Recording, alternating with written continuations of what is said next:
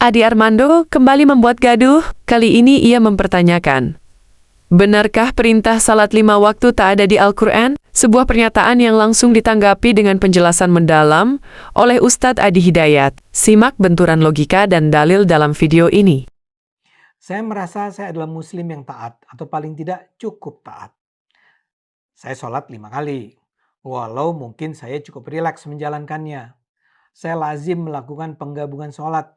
Dalam Islam itu namanya jamak. Jadi saya bisa menggabungkan sholat duhur dengan asar, atau sholat maghrib dengan isya. Ini adalah hal yang sangat lazim dalam Islam. Saya tidak merasa harus ada alasan kuat untuk melakukan jamak. Dari apa yang saya tahu, dalam Al-Quran sendiri tidak ada perintah sholat 5 waktu.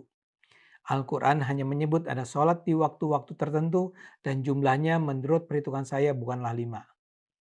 Karena itu dalam dunia Islam ada banyak umat Islam yang memang menjalankan sholat 3 kali sehari.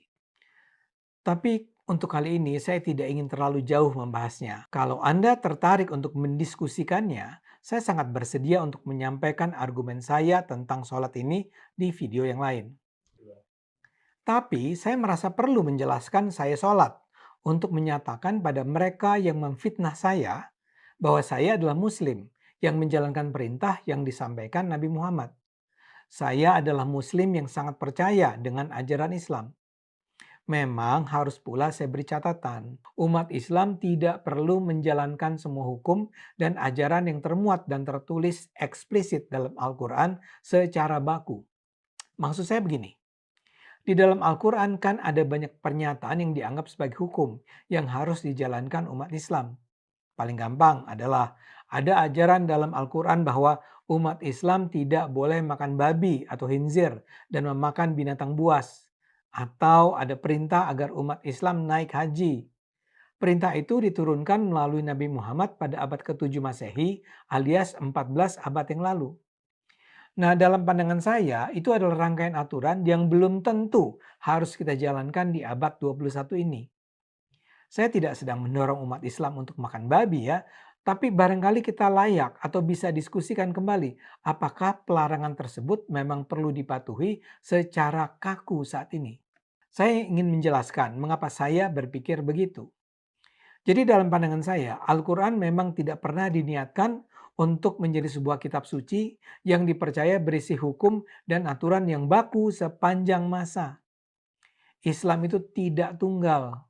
Islam yang dipercaya di abad 21 akan berbeda dengan Islam yang dipercaya pada abad ke-7. Islam yang dipercaya di Indonesia akan berbeda dengan Islam yang dipercaya di Arab Saudi. Dan contohnya kan sangat banyak. Misalnya saja, di Saudi masih diberlakukan hukuman mati terhadap orang yang menghilangkan nyawa orang lain. Mereka merujuk ke Al-Quran. Tapi umat Islam di Indonesia yang juga merujuk kepada Al-Quran tidak menerapkan aturan tersebut. Jadi ada beragam cara mempercayai ayat Al-Quran. Itu menunjukkan bahwa kita tidak bisa mempercayai Islam dengan satu cara. Jika sholat sebagai ibadah yang terpenting, sebagai pembuktian iman, jika sholat mengoneksikan hubungan kita dengan Allah Subhanahu wa Ta'ala, maka sudah barang tentu kita harus bertanya, ya Allah, apakah ada kejelasan waktu dalam menunaikannya? Kita memahami bahwa secara teknis penjelasan-penjelasan cara menunaikan dari awal sampai dengan akhir tentu sudah barang tentu sekali lagi akan banyak memakan tempat jika dijelaskan di dalam Al-Quran. Paling logis dijelaskan lewat petunjuk-petunjuk Nabi Muhammad SAW sehingga bisa diamati dengan jelas, dilihat bagaimana prakteknya, diajarkan dengan sempurna. Namun dalam segi waktunya, apakah Allah Subhanahu wa Ta'ala menunjukkan kepada Rasulullah SAW sebagai penjelas kapan itu ditunaikan sehingga Nabi mudah kemudian mengajarkan kepada kita dengan prakteknya sempurna dari awal sampai akhirnya. Disinilah indahnya kita temukan Al-Quran memberikan satu gambaran penjelasan dengan sangat utuh bahkan terperinci. Waktu sholat di dalam Al-Quran. Pertama, Allah Subhanahu wa Ta'ala menerangkan kepada kita, bukan hanya memerintahkan sebagai pembuktian iman, tapi menjelaskan kepada kita tentang waktu sholat secara jelas dan ketetapannya. Di Quran surah ke-4 An-Nisa di ayat yang ke-103. Allah berfirman, فَإِذَا قَضَيْتُمُ الصَّلَاةَ فَاذْكُرُوا اللَّهَ قِيَامًا وَقُعُودًا وَعَلَى جُنُوبِكُمْ فَإِذَا اطْمَأْنَنْتُمْ فَأَقِيمُوا الصَّلَاةَ. Perhatikan kalimatnya. Inna salata kanat 'alal mu'minina kitaban mawquta. Perhatikan ujung ayatnya. Inna salata, sungguh salat itu 'alal mu'minina, bagi setiap insan yang beriman, kitaban mawquta, telah ditetapkan dengan jelas ketentuan waktunya. Dalam bahasa bebasnya, orang-orang yang telah mengikrarkan dirinya beriman kepada Allah Subhanahu wa taala akan mengetahui penjelasan-penjelasan waktu salat yang Allah terangkan. Ditetapkan kepada mereka waktu-waktunya yang sangat jelas. Jadi bukan sekedar Allah meminta kepada kita untuk membuktikan keimanannya lewat salat, tapi kata Allah, saya tegaskan, saya terangkan pula kepada kalian waktu-waktu kapan kalian menunaikan salat itu. Satu, kita bertanya, bagaimana kemudian penetapannya ya Allah? Maka dijawab selanjutnya. Ditetapkan dalam setiap pergantian antara waktu. PAW. Dalam setiap hari. Tadi kata Allah, bagi orang beriman, kami tetapkan waktu-waktu menunaikan sholat. Kita tanya lagi, kapan waktunya ya Allah? Kata Allah, dalam setiap pergantian antara waktu dalam sehari, aku tetapkan waktunya. Baik, Allah berfirman di Quran surah ke-17, Al-Isra, di ayat ke-78. Aqimis salata liduluki syamsi ila ghasaqil laili wa qur'anal fajr. Inna qur'anal fajri kana masyhuda. Ketika engkau bertanya kapan waktu menunaikannya, kata Allah, aqimis salata, tunaikanlah salat yang dimaksudkan itu, ya, liduluki syamsi, mulai matahari tergelincir, mulai muncul siang, sudah mulai sedikit condong ke arah barat, berada di tengah-tengah, mulai condong sedikit, kata Nabi bayangannya dari tongkat itu, ya, mulai sama dengan tongkatnya dan mulai sedikit turun, ya, mulai sedikit bergeser. Maka muncul dulu ke syamsi itu, bahasa dekatnya kita kenal dengan istilah zuhur saat ini, ya, ila ghasaqil lail, terus membentang sampai dengan malam, wa Qur'an al-fajr, sampai nanti tiba waktu fajar, ya. Inna Qur'an al-fajri kana masyhuda, dan di waktu fajar itu ada salat juga yang spesial yang disaksikan langsung oleh Allah Subhanahu wa taala, seperti Allah menyaksikan semua salat yang lainnya, tapi berkumpul kemudian para malaikat di waktu fajar dengan spesial di dalamnya. Dari zuhur membentang sampai dengan ke waktu fajar. Kita akan lihat detailnya bagaimana itu. Kapan diaturnya? Maka ditegaskan lagi Quran surah ke-11 ayat ke-114. Aqimis salata tarafain nahar wa zulafam minal lail innal hasanati yudhibnas sayyiat. Hei, kata Allah, tunaikan salat yang dimaksudkan. 5 waktu itu secara umumnya aku jelaskan di setiap pergantian antara waktu. Di 2 ujung siang, dari subuh sampai dengan petang asar. Wa zulafam minal lail, kemudian ketemu maghrib dengan isya'nya. Innal hasanati yudhibnas sayyiat. Kalau engkau kerjakan, kamu meloreh nilai kebaikan, mendapatkan pahala yang bisa menggugurkan kejelekan-kejelekanmu. Baik, masih umum ya Allah. Ya, detailnya seperti apa? Maka turun lagi kemudian dijelaskan spesifik waktu pergantian antar waktu itu dalam sehari. Kalau tadi masih umum, ya, zuhur berganti, siang berganti ke sore, sore berganti menjelang ke malam, ya, malamnya tiba, kemudian muncul fajar, masih umum disebutkannya, ya. Kemudian dijelaskan lagi secara spesifik waktunya. Muncul Quran surah ke-30 Ar-Rum di ayat 17 sampai dengan 18.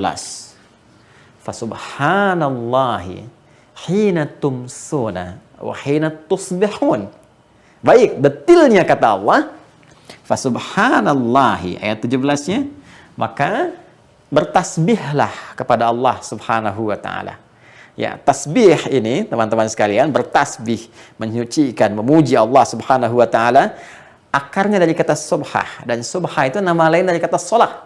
Ya, makanya dari lisan Nabi mengatakan subhah itu shalah. Ya, subah itu solat. Karena itulah perintah untuk menerima ibadah solat ketika Allah meminta Nabi, ya, dengan peristiwa Isra dan Mi'raj itu menghadap kepada Allah, diperintahkan untuk menunaikan ibadah solat, maka perintahnya dimulai dengan kalimat subhan. Quran surah ke-17 ayat yang pertama. Subhanalladzi asra bi'abdihi laila minal masjidil haram ilal masjidil aqsa alladzi barakna haula linuriyahu min ayatina innahu huwas sami'ul basir.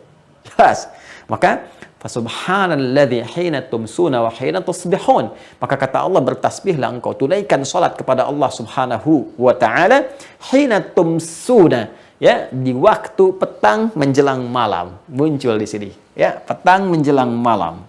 Saat matahari mulai akan tenggelam, ya. Matahari mulai tenggelam. Yang di ayat lain disebutkan tenggelam ini disebut dengan maghrib. Terbitnya di masyrik, tenggelam di maghrib. Quran surah kedua Al-Baqarah ayat 115. Walillahil masyriqu wal maghrib. Maka tumsun menyebutkan waktu maghrib. Masya Allah. Wahina tusbihun, subuh. Masya Allah. Di Quran surah ke-17 ayat 78 disebut dengan fajar. Di sini dinamakan dengan subuh. Maka dia punya dua nama, fajar dan subuh. Nah, di ayat 18-nya, kalau Anda teruskan, kita akan temukan kalimat wa asyiya wa hina tudhiran. Hei, asyiya itu waktu petang, belum dekat ke arah maghrib. Antara siang, teman-teman sekalian, menjelang kemudian pertengahannya, ya, antara siang kemudian pertengahannya, lalu kemudian masuk maghrib. Antara siang dengan maghrib ketemu masa, ketemu sore, itu asyiya namanya. Baik, itu asyiya, asar. Baik, ya, ditemukan di sini waktu asar. Ya. Asar menunjuk kepada momentum yang harus dimanfaatkan dengan baik karena hikmah tertentu. Di Quran surah 103, wal asr, demi momentum waktu yang aku berikan untuk beraktivitas, ya. Karena pentingnya sholat itu nanti disebut dengan momentumnya asar. Waktunya, kalau Anda tanya waktunya, disebut asyiyah. Momentumnya yang penting, yang menjadikan kita harus memanfaatkan supaya menjadikan kegiatan sebagai ibadah, mendekat kepada Allah. Kalau tidak, rugi kita karena hilang sebagian waktu yang Allah berikan kepada kita untuk menjadikannya sebagai ibadah. Karena itu surah 103 menunjukkan pesan penting supaya kita memanfaatkan waktu itu untuk ibadah, untuk menenun amal soleh supaya tidak rugi. Wal asr innal insana lafi khusr illa alladhina amanu wa amilus solihat.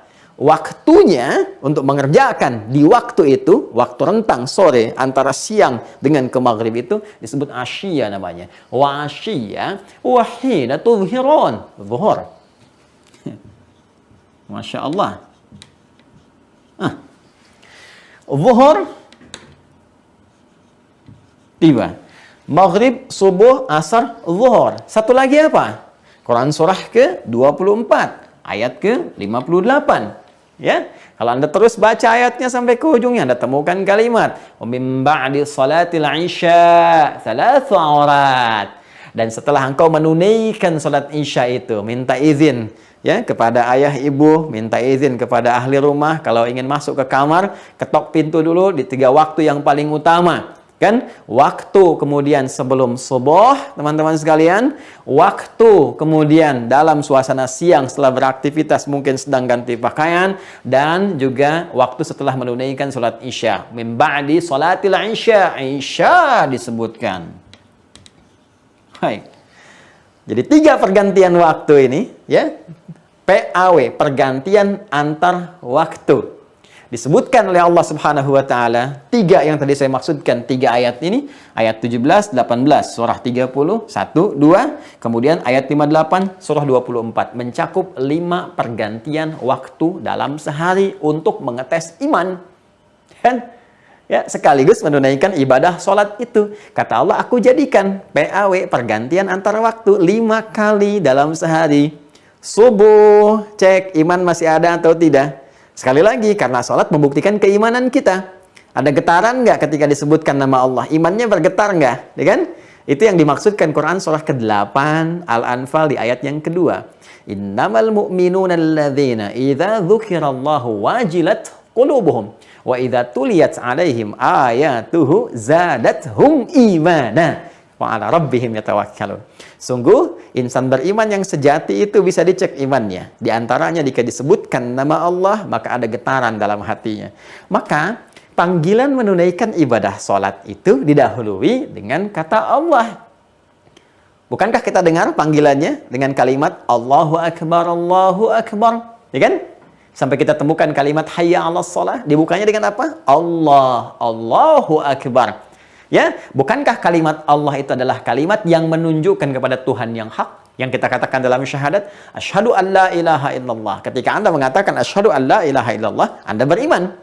Ya, iman kepada siapa? Yakin tanpa ragu kepada Allah. Tidak ada Tuhan selain Allah, Tuhan yang hak. Maka diuji kita. Buktikan lewat komitmen dengan ibadah. Bagaimana caranya? Panggil dulu. Ada nggak sinyal iman dalam dirinya? Allahu Akbar, muncul. Bukankah subuh ada pengecekan iman ketika kita mendengar itu? Bukankah itu panggilan sholat untuk membuktikan komitmen keimanan kita? Kemudian ganti waktu ke siang. Masih terang nggak? Ya, kita beriman. Masih nyata nggak keimanan kita? Terang, nyata, bahasa Arabnya disebut dengan zuhur. Ya, wahina tudhirun. Dan ketika waktu zuhur pun dipanggil lagi. Allahu Akbar. Cek imannya masih ada apa enggak. Ya, ketika tiba waktu sore itu, asyiyah. Jangan-jangan kita rugi nih. Karena ada orang subuhnya beriman, sorenya imannya nggak ada. Jangan-jangan waktu yang diberikan tidak dimanfaatkan dengan baik. Memanfaatkan waktu dengan baik untuk kepentingan ibadah dan membuktikan iman disebut dengan asar namanya. Wal asr, innal insana lafi khusr, illa alladhina amanu. Apa dampak dari iman? Wa amilus salihat. Apa amal soleh pertama setelah beriman? Alladzina yu'minuna bil ghaib wa yuqimunas shalah. Makanya disebutkan asar untuk membuktikan komitmen kita dan menunjukkan konsekuensi dari pembuktian iman kita untuk menunaikan sholat. Sholatnya disebut sholat asar. Waktunya disebut dengan asyiyah. Wa asyiyah. Quran surah kedua 4 tadi. Ya, atau Quran, kita kembali ke surah 30 ayat 18 tadi. Ya, Quran surah ke-30 ayat 18. Wa asyiyah wa hina tudhhirun. Sampai masuk kemudian ke fase menjelang malam, di sore terakhir, saat matahari akan terbenam. Maghrib, bukankah dipanggil lagi dengan suara adzan? Allahu Akbar, Allahu Akbar. Sampai masuk kemudian ke isya, min ba'di sholatil isya. Bukankah ketika akan sholat isya didahului dengan panggilan adzan? Allahu Akbar, Allahu Akbar. Maka kita dapatkan maghrib, subuh, asar, zuhur, isya. Kalau kita ingin urutkan dari subuhnya, boleh. Subuh, zuhur, asar, maghrib, isya. Konektivitas kita dengan Allah menjadi tersambung. Kalau Anda tanya, berapa nomor online untuk menghubungkan kita dengan Allah? Kita katakan 24434. 2-nya itu subuh, 4-nya zuhur, 4-nya asar, 3-nya maghrib, 4-nya isya. Buktikan dan ditemukan. Buktikan dan ditemukan. Buktikan apakah ada waktu sholat dalam Al-Quran? Ada dan ditemukan. Inilah jawaban ketika Ibnu Abbas radhiyallahu ta'ala anhuma mengatakan kepada rekan-rekannya, koleganya, waktu-waktu sholat itu telah nampak ada dalam Al-Quran, terbaca dengan jelas. Maka sahabatnya bertanya, Aina, bisa nggak ditunjukkan? Di mana itu? Maka beliau katakan seperti apa yang tadi telah saya sampaikan. Fasubhanallahi hina tumsuna wa hina tusbihun. Tumsuna kata beliau maghrib, tusbihun subuh, wa asyiyah wa hina tudhhirun. Asyiyah menunjuk kepada waktu asar, tudhhirun menunjuk kepada waktu zuhur. Dan isya'nya di Quran surah ke-24 An-Nur di ayat ke-58 itu min ba'di sholatil isya talatsu awrat. Kita ketemukan di situ subuh, zuhur, asar, maghrib, isya. Di tengah derasnya opini dan narasi publik, ada baiknya kita menimbang kembali mana yang sekadar pendapat dan mana yang berakar dari ilmu. Anda bebas berpikir, tapi jangan buta terhadap hujah. Sampai jumpa di video selanjutnya.